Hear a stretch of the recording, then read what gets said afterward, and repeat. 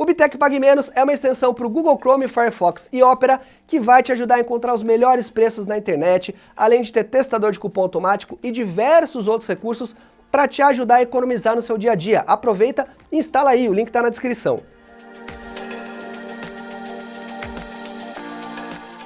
Fala, meus queridos e queridas, tudo beleza? Becker aqui no seu canal de tecnologia. Já sabe, se não tá inscrito, já se inscreve aí, ativa aqui o sininho para receber as notificações e me siga nas redes sociais para ficar ligado em tecnologia no seu dia a dia, beleza? Hoje eu separei para vocês uma lista de 5 smartphones que custam até R$ 1.200 e que me chamaram a atenção. A gente vai falar de modelos variados e que possuem diferenciais que podem te ajudar aí na sua escolha. Com uma porrada de lançamentos variados e ainda mais somados a esse dólar alto que a gente está passando, pode ficar bem complicado escolher um smartphone custo-benefício. E é por isso que eu tô aqui para dar uma ajuda para vocês hoje, galera. As médias de preço foram feitas baseadas nas lojas de varejo online e optando pelo pagamento à vista, tá, gente? Mas lembrem-se que os preços estão variando muito, então fica esperto e de olho no momento que você for fazer a sua compra, porque tá oscilando realmente, assim, em pouco tempo os preços. De forma geral, os celulares até R$ 1.200 vão ser mais básicos e oferecer o famoso arroz com feijão da tecnologia, ou seja, não adianta você esperar alto desempenho ou recurso de celulares mais avançados, gente. Precisamos ter o pé aqui no chão, tá bom? Nessa categoria, a gente deve encontrar uma bateria boa, câmeras que tiram fotos legais durante o dia, mas nada muito além disso, telas razoáveis em tamanho e também definição. Um desempenho aceitável aí para jogos leves e o suficiente para você rodar os seus aplicativos do dia a dia. E preste atenção que eu falei, na maioria dos casos, jogos leves, tá bom, gente? Então vamos lá para sugestões. A minha primeira sugestão é o básico TCL L10, custando aí na faixa dos R$ 740. Essa é a opção mais barata e viável para você que quer um celular nacional legalzinho para o uso básico, gente. Lembrem-se, uso básico, tá? Todo construído em plástico e com design bem discreto, ele conta aí com biometria na sua traseira, então você vai poder desbloquear já com o dedo. É legal, a gente vê isso nessa faixa de preço. E ele vem equipado aí com processador de entrada octa-core para tarefas mais simples, como redes sociais, mensageiros, né, WhatsApp, Telegram, assim por diante, mas se você precisar rodar um jogo leve, ele também dá conta, mas nada muito além disso. E por mais barato e simples que ele seja, a gente tem até razoáveis 3 GB de memória RAM e 32 GB de armazenamento com suporte à extensão externa, né? Interna não, a extensão externa, usando um cartão de memória. Então você vai poder ter mais além do que os 32 que já vem. Para os dias de hoje, ele possui uma tela pequena, porém a resolução HD Plus, ela vai casar bem com a tela de 5.5 polegadas. Ela não é tão grande, então por isso você não precisa de tanta resolução. Mas se o seu foco for maior, telas maiores, na verdade, você já tem que ficar esperto com isso, tá? Ele não é pequeno, mas 5.5 polegadas hoje em dia já é fora do que a gente vê nos celulares mais atuais. A câmera é bem básica, contando aí com 16 megapixels na traseira e 8 megapixels na frontal, que em fotos diurnas vai entregar resultado bom para fotografias casuais, né? Nada para quem é viciado em fotografia. Em termos de bateria, ele conta com 3.060 mAh, que seguindo o uso básico que o aparelho se propõe, consegue durar um dia inteiro, mas nada muito além disso. Se você for um usuário muito hardcore, você sim vai sentir falta de uma bateria maior, tá, gente? Ele é um dos mais baratos que você pode optar com configurações aceitáveis para um uso mais básico mesmo. O segundo da nossa lista é o LG K50S, que já teve alguns leves upgrades em relação ao TCL que a gente falou agora há pouco. A sua tela já é maior, medindo 6.5 polegadas, porém mantendo a mesma resolução HD+, mas ele tem um diferencial na tela que é a questão do notch, né? Ele tem um notch estilo gota, onde a gente encontra aí a câmera frontal. Também temos aqui a construção em plástico e o desbloqueio por biometria na traseira, com cores sólidas e um acabamento brilhante. Nessa faixa de preço, a maioria vai ser realmente acabamento plástico, tá, gente? O processador é um Helio P22 com 3 GB de memória RAM e 32 GB de armazenamento. É um hardware bom para uso diário,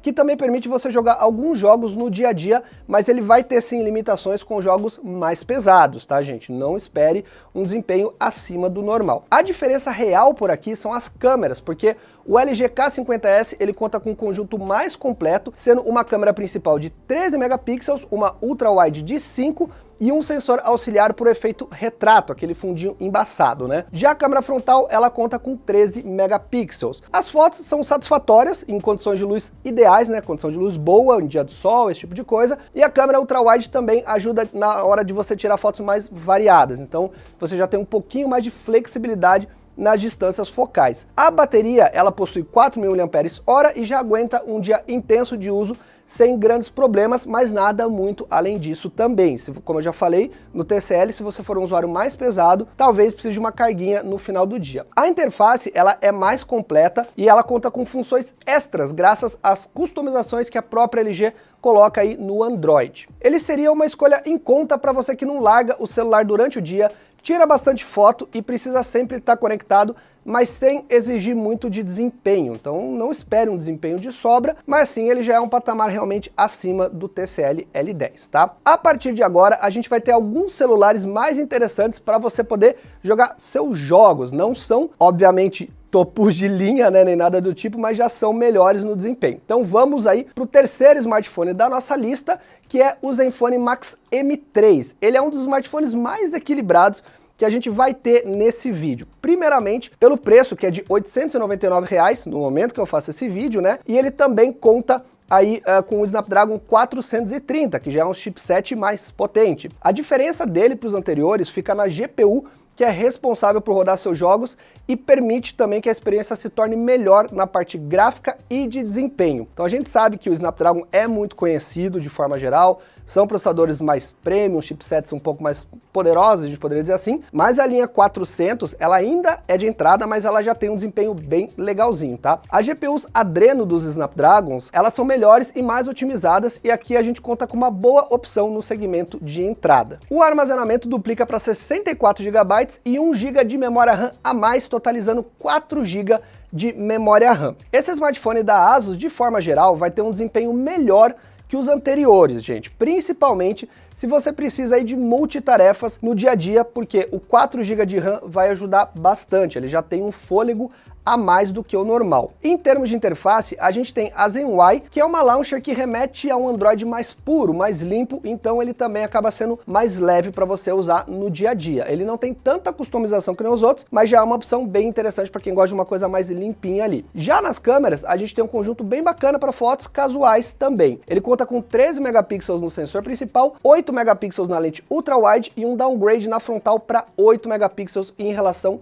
ao LG K50S que a gente falou agora há pouco. A construção do Zenfone Max M3 é de plástico também, e ele conta com uma boa qualidade para a categoria, além de cores muito bonitas disponíveis aí para sua escolha. Em termos de segurança no desbloqueio, a gente conta com a biometria na parte traseira do smartphone, então assim como nos outros, né, como a gente viu, você tem também desbloqueio frontal via face, mas eu não recomendo. Android não costuma ser muito seguro em relação a isso, principalmente os celulares mais básicos, tá? A tela possui 5.5 polegadas com resolução HD Plus e bordas maiores, lembrando aí os modelos mais antigos que a gente encontrava há alguns anos atrás. Mas pelo menos para quem não gosta do Note não vai ficar incomodado com isso, porque a câmera ela fica dentro do molde ali, né, dessa borda maior na frente do aparelho. Lembrando que é uma tela de 5.5 polegadas, que é menor do que a gente está acostumado a ver hoje em dia, tá? E seguindo agora para a quarta opção aí, nós temos o Moto G8 Play, para não deixar a galera que é fã da Motorola na mão. Um dos principais pontos que incomoda um pouquinho é o fato do Moto G8 Play possuir apenas 2 GB de RAM, que é basicamente o mínimo para os dias de hoje em dia. Eu diria realmente mínimo ali no limite, tá? Apesar disso, o processador é um MediaTek Helio P70M,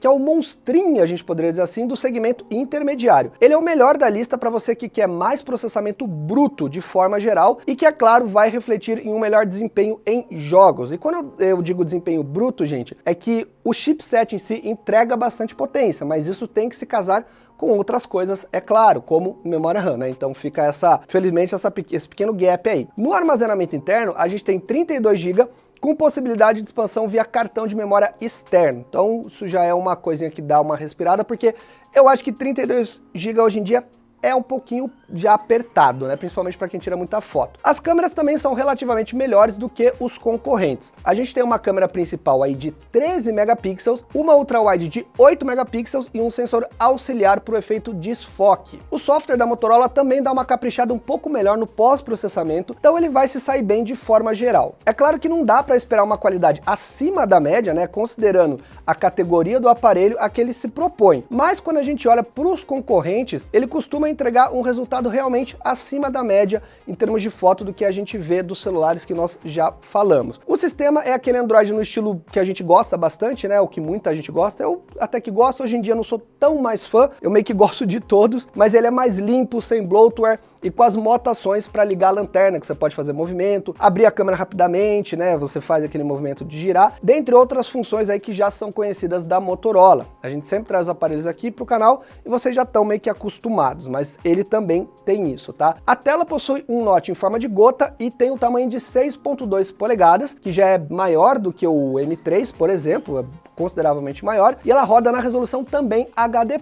Ela já conta com essa nova proporção que a gente fala dos celulares das telas mais atuais, né? O que significa que ele tem menos bordas e costuma ser muito boa aí para consumo de mídia e jogos de forma geral. A gente não tem aquela coisa quadradona como a gente viu em alguns modelos que nós já falamos. O acabamento ele continua sendo de plástico, que é texturizado, ele tem um pouquinho melhor, digamos assim, e conta com cores no estilo degradê bem bonito. Fora que a biometria também é localizada na traseira ali do aparelho. O único contra do Moto G8 Play realmente são os tímidos 2 GB de RAM embarcados que ele tem. Isso vai dar um gargalinho mesmo. Então ele é um aparelho mais bruto pelo processamento, porém fraco em multitarefas por conta da pouca memória RAM, gente. É uma pena que a Motorola não tenha optado em pelo menos colocar 3 GB de RAM aí, mas se você é um usuário mais pesado no multitarefas e também costuma usar muito aplicativo ao mesmo tempo, com certeza a longo prazo você vai acabar sentindo dificuldade, tá? Então é bom você ficar esperto com isso. Se você é o cara que troca de aplicativo o tempo todo, abrindo um monte de coisa, você vai ter que meio que ficar abrindo e fechando os outros aplicativos para você não ficar engargalando aí com a memória RAM. E minha última indicação, competindo em preço diretamente com o Moto G8 Play, é o Galaxy A20, gente. Não esquecemos aqui da Samsung. A gente poderia dizer que para quem procura um smartphone mais blogueirinho, né, entre aspas, ele pode ser uma boa opção. Como a gente sabe, a Samsung costuma caprichar um pouco mais na linha Galaxy quando a gente fala em quesito de áudio e imagem, o que pode ser uma vantagem para quem posta muita coisa no Instagram, por exemplo. A sua tela é maior que todos os smartphones que a gente trouxe aqui na lista e ela conta com 6.5 polegadas, mantendo o notch em gota e também a resolução HD+. Mas vale enfatizar, gente, que a tela dele, por ser feita pela Samsung, possui uma qualidade melhor de forma geral. A Samsung domina, né, a tecnologia de painéis, então para quem gosta de consumir mídia, ele é também um prato mais cheio, é uma vantagem que você acaba ganhando aí. O acabamento é feito em policarbonato, que seria plástico, é uma forma mais chique de falar, e ele conta com um efeito metálico na pintura, mantendo também a biometria na traseirinha ali. O desempenho bruto do Snapdragon 450 que vem embarcado no Galaxy A20s é abaixo do Helio P70M do Moto G8 Play, porém a gente volta aqui a ter 3 GB de RAM, então isso oferece um fôlego maior no multitarefas e também para uso no dia a dia. Já no armazenamento interno, a gente tem 32 GB com possibilidade de expansão por cartão microSD, que vai até 512 GB. Então se você precisa de bastante espaço, é uma opção interessante sim. A interface do Galaxy A20s, ela conta com a famosa One UI 2.0 da Samsung, que melhorou bastante nesses últimos anos. Ela é bem customizada, vem cheia de função e agrada bastante para usar no dia a dia. É claro que isso é muito de gosto de cada um, mas eu acho que a Samsung ela tem sim acertado nessa interface dela. Quando a gente olha para as câmeras, nós temos um desempenho bom também. Ele conta com um sensor principal de 13 megapixels e abertura f1.8, o que permite você captar um pouco mais de luz, né? Então ajuda em situações não tão favoráveis à luz. Uma câmera 8 megapixels ultra-wide, abertona, né? Para você tirar suas fotos aí de arquitetura em lugares mais apertados. E um sensor de 5 megapixels para profundidade de campo, que é o famoso modo retrato, tá? De forma geral, as câmeras se saem bem em boas condições de luz para fotos no dia a dia. A gente tem uma boa nitidez e um balanço de branco bem equilibrado, o que traz um equilíbrio aí de cor bem satisfatório nas fotos. Mas olha só, gente, não se esqueça que nós estamos falando aqui de um celular de entrada, tá? Então não dá para esperar resultados excepcionais ou semelhantes a um intermediário avançado, principalmente quando a gente fala da parte de fotos. Pois é, meus queridos e queridas, e aqui a gente finaliza aí as 5 recomendações desse vídeo. Nesses últimos tempos tem sido bastante difícil escolher um smartphone custo-benefício. A gente sabe que com a constante variação de preços e as especificações muito parecidas, é normal ficar um pouco confuso na hora de escolher. Mas quando a gente olha para aparelhos mais básicos, muitas vezes a gente precisa sim sacrificar algum recurso para ganhar outro. Então você tem que meio que fazer trocas, a gente poderia dizer assim. Todos os aparelhos eles possuem possuem alguns recursos em comum. Uma tela grande, normalmente na resolução HD+, bateria de longa duração, pelo menos para um dia, armazenamento de 32 GB e construção de plástico. Se vocês verem, meio que todos que eu falei aqui são assim. O ideal é que você pense em qual recurso é mais importante para você e aí você foca nisso, senão você vai ficar maluco na hora de escolher. Então, se você quer desempenho bruto para jogos, por exemplo, o melhor pode ser aí o Moto G8 Play, seguido do Galaxy A20s e depois o Zenfone Max M3. Em desempenho de multitarefas, o Zenfone Max M3 com seus 4 GB de RAM, ele se sai bem melhor, tá, gente? Porém, não muito na frente dos outros que contam com 3 GB de RAM e processadores Snapdragon da linha 400, como o Galaxy A20s, por exemplo. Em câmeras e tela, o A20s se sai melhor, seguido depois do Moto G8 Play e LG K50S pela variedade de câmeras e software. Olhando para o software, o sistema operacional, ou seja, o Android, o Moto G8 Play seria o mais leve de todos, mas devido aos 2 GB de RAM, ele vai acabar sofrendo bastante, gente.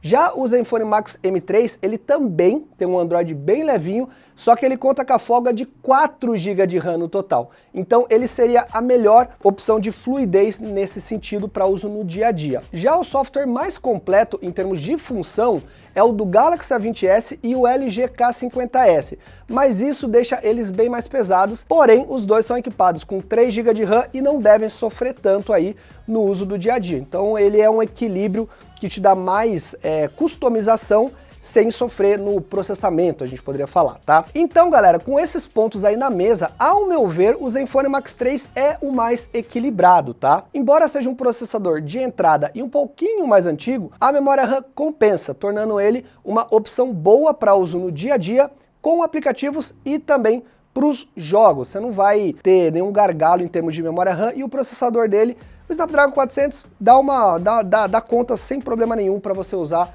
principalmente o uso mais básico, tá? Já o ponto negativo ficaria para as câmeras dele, que não entregam um desempenho tão bom como o Galaxy A20s, por exemplo. Então, se o seu foco for câmera, já, né, dá uma olhadinha em outro aparelho aí, tá bom? Mas é importante lembrar, galera, que essa escolha, ela é sempre feita em pontos positivos versus o preço cobrado, que seria o famoso custo-benefício que a gente tanto fala, né? Então você abre mão de algumas coisas para ter um preço mais barato e dentro daí dessas opções você vai ter que ver o que você abre mão, qual tem o melhor encaixe para a sua necessidade. Todas essas opções da lista, elas possuem seus propósitos e faixas de preço de destaque também, das quais você aí que está comprando deve prestar atenção para pagar o valor que eles realmente valem a pena, tá bom, gente? Então, fique esperto na hora de comprar, porque os preços sim estão oscilando muito, tá? Mas é isso aí, galera, essa foi a lista rápida com os principais smartphones que me chamaram a atenção nessa faixa de preço. É claro que tem outros aparelhos, mas eu tento escolher alguns